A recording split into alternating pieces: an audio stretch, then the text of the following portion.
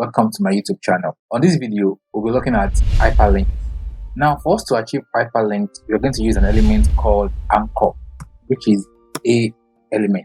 Now, there's an important attribute with this anchor element, which is known as href. This href is hypertext reference. Now, we have two types of hyperlink, or let me say two types of URL. We have the relative URL and we have absolute URL. Now, when you talk about relative URL, it means you want to render a URL that is currently inside that folder. For instance, let's take Google as an example. Now, let's say you're the one that built google.com. Yeah. So now, inside Google, you have a page called About Us. And from your main page, you want to navigate to About Us. Talking about relative, you just need to put in that page you want to go to, which is About Us, because you are currently on the folder Google. Same thing is what we want to achieve here. And how do we do that? I have a new file here, which I create About Us, which I created. I only have H1 there to signify that this is About Us page. Now, for me to navigate from my index page to About Us page, in my href here, I'm just going to call on About Us.html. So here, I'm going to have a text here, which is going to display for the user. It is going to be About Us. So let's say that. Okay, you get to see the About Us. So once we click on this, it takes us to About Us page. Now, I would try to open this page with live server because we're going to be applying some attributes here that has to do with live server. Without live server, it's not going to work. For us to achieve that, if your VS Code does not have live server, go to the extension here and search for live server. So you install this live server. I already have it, so I can't install anymore. So if you don't have it, install it. So once you're done with that, come back to the code. Now I'm going to right click here and look for live server. So open with live server.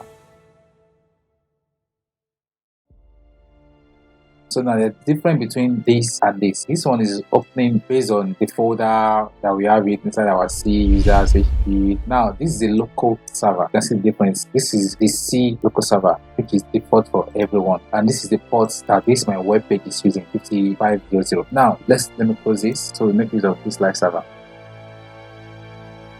So now this is an example of relative URL. Let's talk about absolute. I want to navigate to an external website, is what we know as absolute URL, because this website I want to access is not on my page, it's an external, it's existing somewhere else. For me to achieve that, I'm going to do something called HTTPS. It is a protocol. I'm going to have the subdomain, which is www. Now I have the domain google.com. So here, let's have Google here. So here is another link. Once I click this, it takes me to google.com. Now, that being said, we can as well tab this browser, let's say this link, you can as well tab it into a new tab. You don't want it to open in the current page. For instance, you are here now and you want to click on this link and you want this link to open in a new tab. For us to achieve that, all we need to do here is to call an attribute called target. Yeah, target. So target, we're going to use _blank. So once we click on Google right now, tab into a new section for us to use, a new tab. So you can see this is the first one, this is the first tab, and this is under tab. So sometimes when you are creating your web page, you might decide that some link you want to use on your web page, and you want to go to a new tab. So that is how you use it. Use target. Now, this hyperlink does not only work for URL or links alone. You can as well use it for image. How do you achieve that? Follow on the anchor. And right now I have an image here. I have flower. I have a photo. So I'm going to make use of flower. Now the source, which is right now is asking for the picture. So it's going to be image. Flower. So here I have to have it right up here, which I'm going to call flower. So I have a new link here at flower. So clicking on this now opens the image. And if you want the image to show, we can as well have the image element inside the anchored element. So for us to achieve that, we call on the image element, and the source is going to be the same source. So paste it there. This alt, I'm going to discuss about this alt in the next video. So let's just leave that for now. So once we save that, now you can see we have it. So once I click those, now that page. But what you want to achieve, the moment the image is showing here, actually you don't want them to click it and go to another place, right? But use this instance if we want them to download an image. This image can be downloaded. Also to achieve that, we just call on download attribute. Now this download attribute now is asking for a value. It's not compulsory to pass a value into it. Now, but if you pass a value into it, you are trying to give it a value that once you download this file, this is the name which we save it with. It's going to save the file with a new name. We're going to try that out. So for now, let's just save it. And now once I click it, say download the file, which is flower. So now let's say we want to give it a value. Since I name it as value as flower, let me name it now is yours. So let's refresh that, and now you can see it here. Now it says now it's yours. So that's how you can pass the value into your download, but it's not important, it's not necessary. So if you don't need to pass the value, you can just ignore that and leave it as download. So this will work perfectly. All right.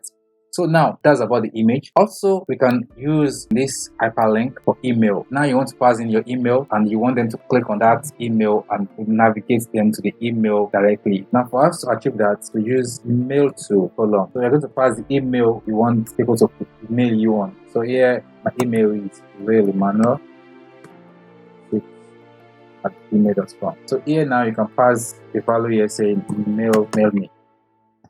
So here now we have mail me. So if you look down here, you see that you have mail to. When I click on it, I want to open my email like this, or I want to open my email in Firefox, shows me some browsers. And if you're using Outlook, you can click on Outlook, it's okay. So you don't need to copy the email on the website, then navigate to your email to go and start mailing the person. Easily here, clicking on the button here takes them to their browser, their email, and they can easily mail you without them knowing your email. So that's hyperlink. Let's talk about this. You can as well use hyperlink to do identification. Maybe you've come across some website that they are single page website. Single page website means they don't have multiple pages, but they have different sections. For instance, when you're on their home, you see the menu that shows you about us. When you click on about us, it goes straight to where we have about us on that same page, not a different page. How did they achieve that? Let's just do something simple here. Now, here I'm going to have a div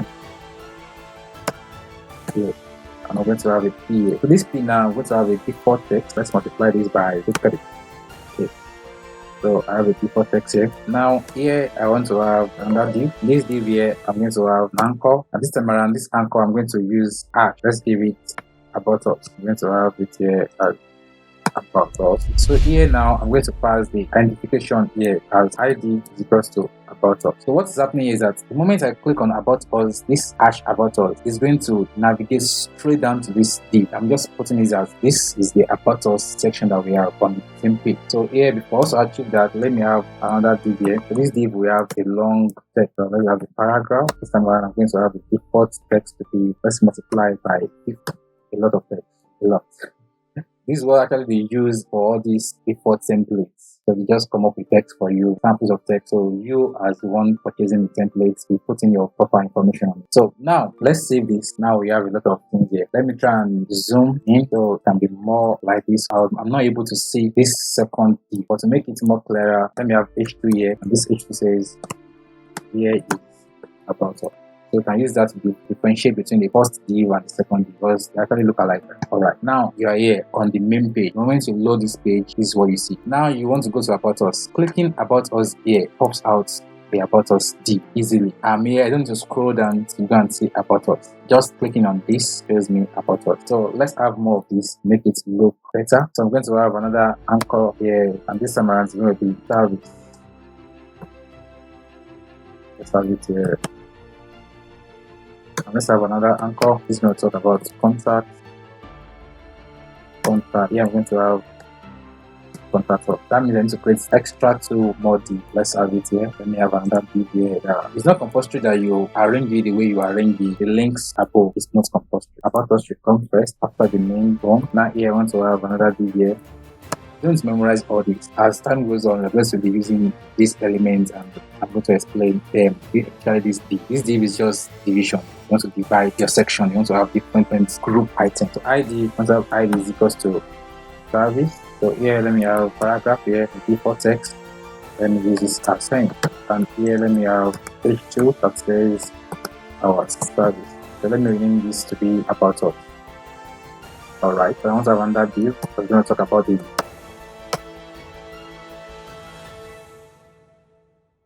contacts. So H2 contact. So here let's have it default text as well. By 10 as well. Alright, so since we have all this, let's say now we have a lot of div here. We have contact us, we have our services, we have about us. From here now I want to navigate down to the service without me scrolling this down. I can easily click on services, pop services for me. So I can easily also click on contact us. Okay, I think I did not forgotten to put the ID for that. Exactly. So here is going to be ID. Contact. So it pops to contact us. This is the power of hyperlink as well. That's about that. Now from here, let's say you are down here right now and you want to go back to the main page. So you don't want to scroll up as well. Let's have a link down here. Let's have a link down here. Okay, here I'm going to have a link as well. This time around it's going to be an ID. So this here is going to be putting this here. What this one going to do is that it's going to reload the page automatically. But you might not want to do that. You might want to have this div here that will be our first div. You might also want to give it an ID. So give it an ID, let's call it home. Okay. So I'm going to do it in 2 ways. Right now, I do not have the ID home here, right? So let's just save it. So if I click on top, comes up. But coming up here, you can see in the URL here, it passes the symbol here, the hash symbol. That just loads that current page. It's going to take you back to the home page. So if you don't want to achieve that, let's have the home here. Let's save it.